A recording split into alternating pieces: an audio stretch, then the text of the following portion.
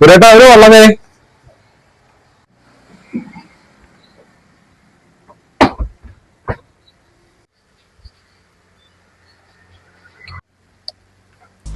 എന്തൊക്കെയാ വിശേഷം?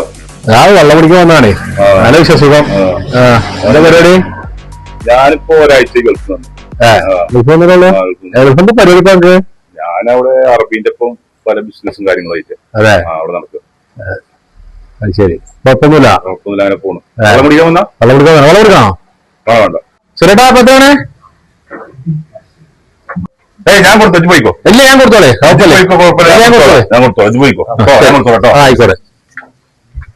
വേറെ എന്തൊക്കെ വിശേഷം? കച്ചവടം കുഴപ്പമില്ല, അങ്ങനെ പോണല്ലേ. റോഡ് പണിയൊക്കെ ആയിട്ട് ഡിമ്മിന്റെ പ്രശ്നം എന്നാലും കുഴപ്പമൊന്നുമില്ല. കാര്യങ്ങളൊക്കെ പോകുന്നുണ്ട്. എത്ര വെള്ളം ബില്ല്?